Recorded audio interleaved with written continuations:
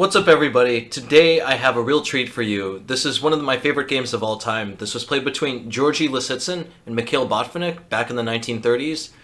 This is the perfect game that illustrates space, control, and Botvinnik's favorite Maroczy bind.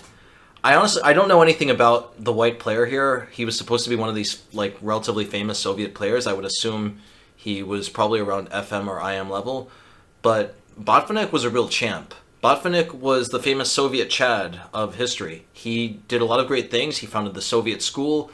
He was the world champion after Alekhine. I think he won the title in 1952 or 53 as he won the Zurich tournament. And apart from that, he just had an enormous impact on the game. He really systematized chess understanding and chess study and the study of chess as a science. So one of the things I really love about him is that he got this bind. It's called the Maroczy bind. It's named after someone else. But he used to get it in his games, and he would just strangle his opponents. That's what you're going to see. So let's get right to the game. His opponent played knight f3. Botvinnik plays c5, c4, knight f6, g3, d5, takes, and we're already starting to see the inklings of the Maroczy bind. One pawn is already on c5. The Maroczy bind is characterized by a two-pronged bind on the d4 square. Bishop g2, knight c6, castles, and e5. The Maroczy bind is really starting to take shape now. d4 is fully under black's control. Bishop e7, knight bd2, castles, knight c4, f6. This is the classic Maroczy bind. You're supposed to defend your pawns with other pawns. We have a very healthy phalanx here, and black is soon enough going to continue the phalanx on the other side. You want to have a nice sort of pyramid. A way I like to think of it is like crab's pincers. Those little things, those little rascals, and how they're just clawing on the d4, b4, and f4 squares.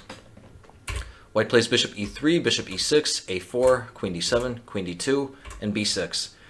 In modern chess nowadays, this is considered to be a slightly dubious proposition for black to not just play b6 immediately. After queen d7, white is supposed to play a5 and queen a4, and in doing so, he's able to hold the Maroczy bind to a standstill for the most part. And that's a much better way to play with this. So instead, white plays queen d2, black plays b6, and now we have the very classic. This is normally what grandmasters refer to when they talk about the Maroczy bind. e5 and c5 are definitely the most important points of it, but generally you want to have these two crab pincers pointing together, completely harmonizing on the d4 square.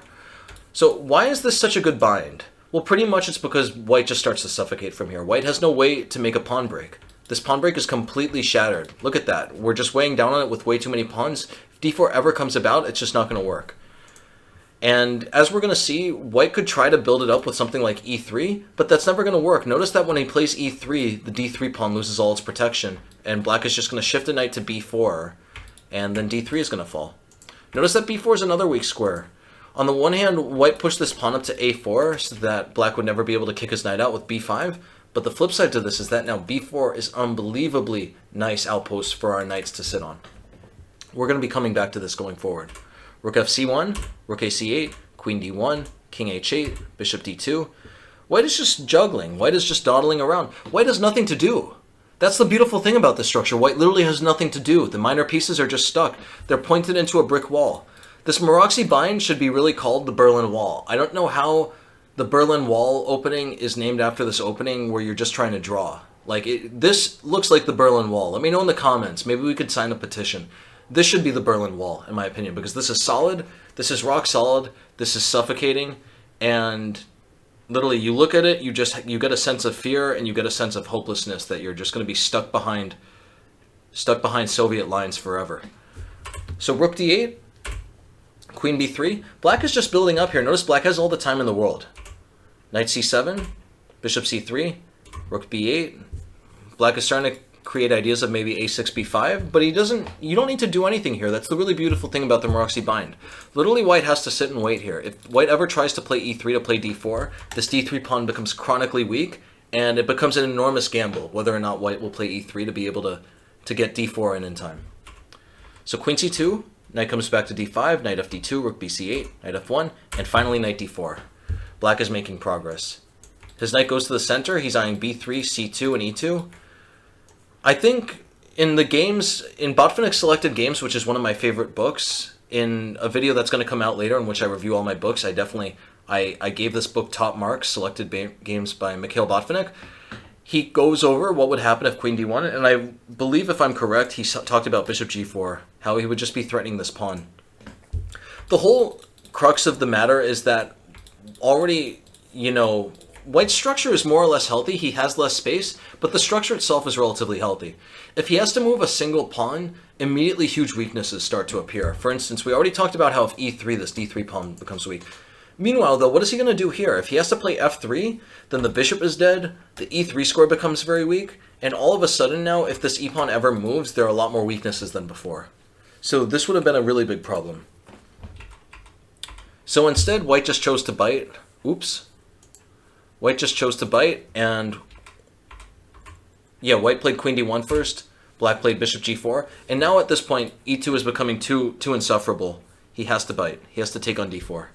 E takes d4, and now we see a classic structure. This is one of the really beautiful things about the Maroczy, is that even after your opponent starts to trade pieces, you just have an even better structure if they've traded on d4.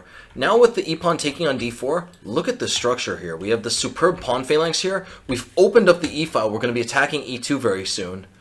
Meanwhile, White still really has no way to make a pawn break. If White ever tries to open up things with a5, we'll just play b5.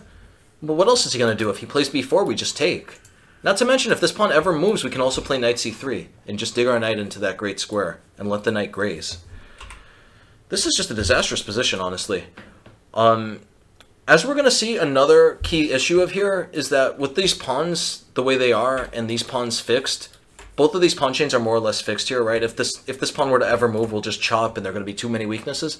So because both of these are fixed, the board has all of a sudden just been divided into two zones here. Let's call this the blue zone, and let's call this the red zone. As you can see, White has a lot more control over the red zone. We have a lot more access to the blue zone.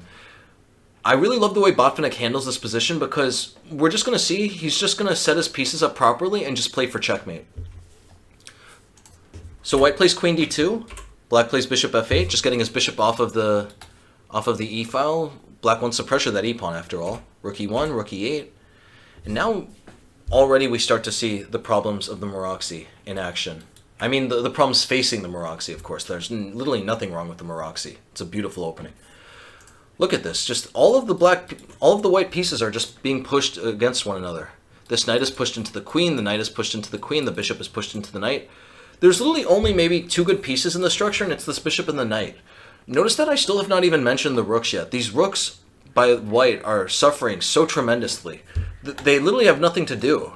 They either have choices of just completely terrible blocked files, or, this is technically an open file, but it's pointed into concrete. The rook won't even be doing anything there. It would just be looking like a clown.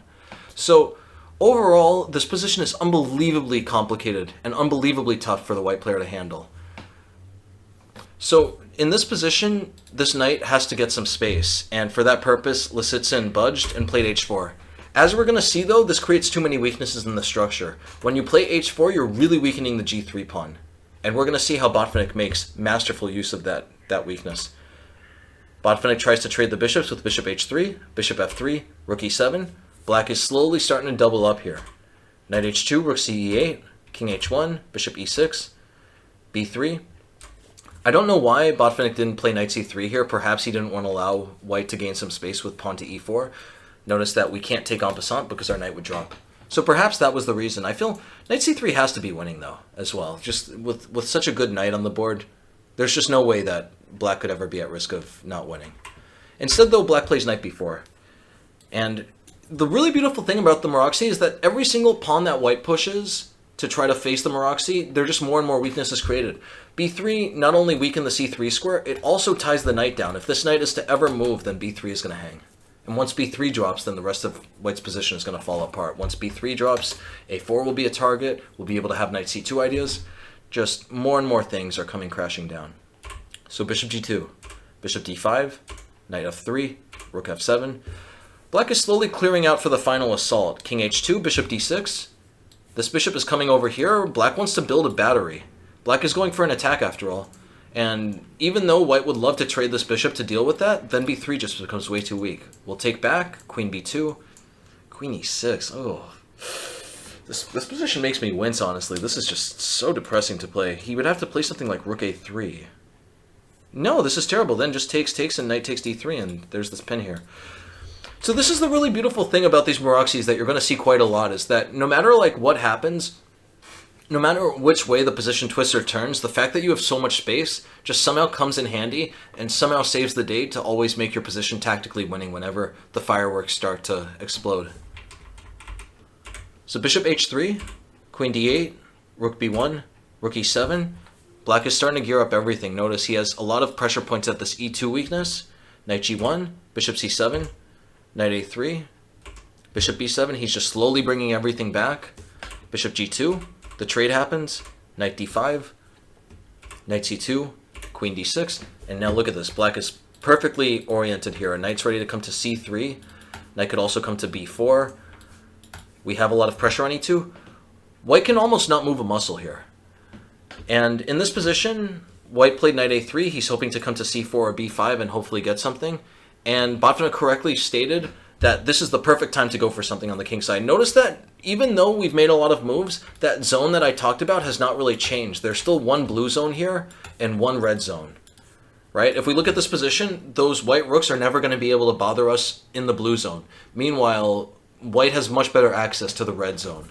Maybe this king isn't part of the red zone. Maybe it's like right here. But anyway, you get the message. So pretty much the whole point of this is that because we have such a superiority of forces in this blue zone here, we just need to figure out a way to... Why can't I snap? There we go. There's a snap. We just need to clobber them through on the king side. All we need to do is figure out a way to break through somehow and elicit some type of tiny pawn structural weakening at this point for White's entire position to just go belly up. Knight e3 check. The powerful move. Look at that. The king is attacked. If the pawn takes, this is just completely game over. We're going to break through now with check, king f1, and pawn takes e3. Remember what I was saying about that h-pawn moving? If this h-pawn was back on h2, this tactic wouldn't work. We wouldn't be able to break through on g3. But as it stands, we took, there, takes. We're threatening the queen. We're threatening this checkmate. White can already resign here. White was a strong player after all, so he just tried to keep on fighting. He just didn't take. He said, boo-hoo. Boo-hoo for you. Boo-hoo for you. I'm not taking the knight. I'm not budging. We just play knight g4, though. Botvinnik is just attacking f2. There are way too many threats here. If king g2, we sacrifice anyway. Takes, queen takes g3, king f1, and there should be several wins. I think the simplest is just rook e3, just keeping White's pieces completely shut out from this blue zone. Notice that even now the queen can never go into the blue zone.